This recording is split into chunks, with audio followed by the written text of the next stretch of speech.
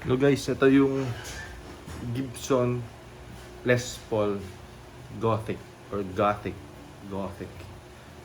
Usually, dapat to black. Dapat black po ito. Yung ginawa ng may-ari, yung first owner niya is in-scrape nila yung paint. Dapat black po ito. In-scrape nila yung paint. Pero maganda naman yung pagka-scrape niya.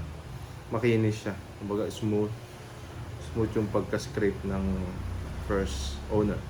Original po lahat ng ano niya, yung ito knobs, ito original po yan. And then yung inlay, pwede niyo po i-search yan sa Google or sa Reverb. Gibson Les Paul Gothic na black. Ganito po yung logo niya. Yan. And then sa likod niya is naka-Grover. Andyan. Klaro, makikita nyo po na made in USA din po. And then yung serial number nandun din po. And then yung ginawa dito is accordingly dun sa Japan is original din po yung tuning pegs. Lahat po siya original nung kinuha po namin. Ito yung nasa likod niya. Yung issue niya is ito, may ginawa silang butas dito.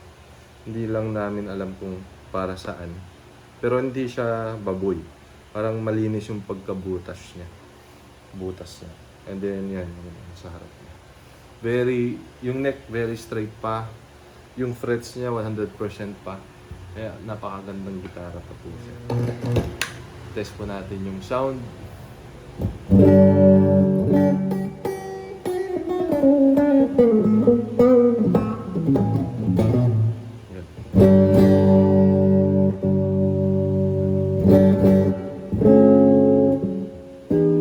Very low action.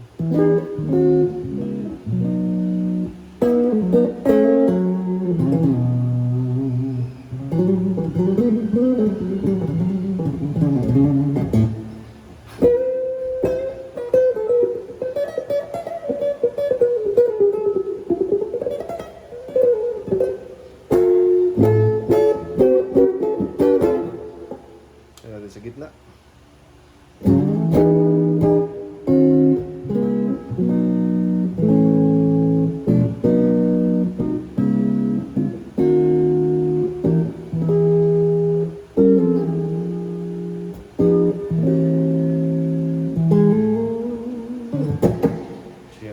And then bridge.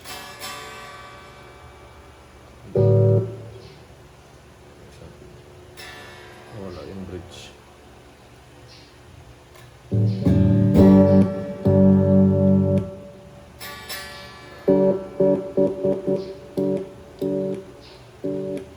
Nung dumating to, natunog to. Kailangan na linisin. Usually, ginagawa namin dito, spray lang ng contact cleaner. Usually, matanggal siguro yung ano nito. Sa dumi, madumi.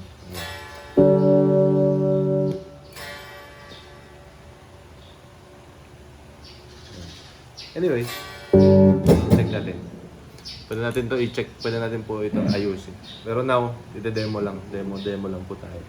Gibson Gothic again. Distortion.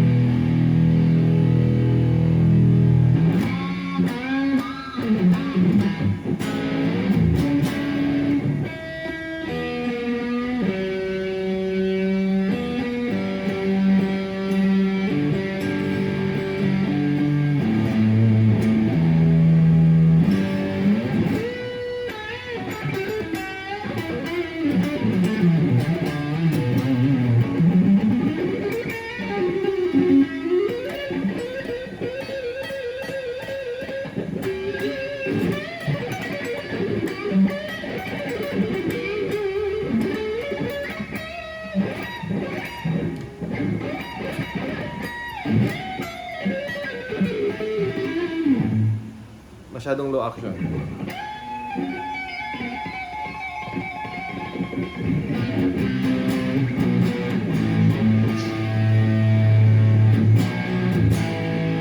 In short, maganda talaga. Kumbaga, in very good condition. Ito lang. In-scrape.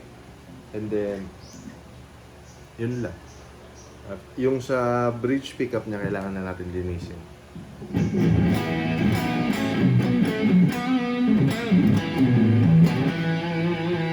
Power pa rin.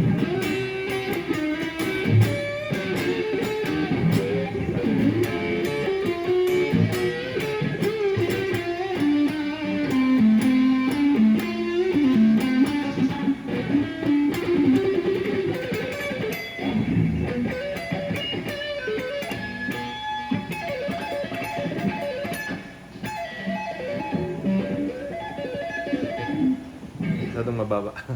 Low action siya. Low action talaga siya. Very good condition. Very good setup. Ang galing ng ginawa nila dito.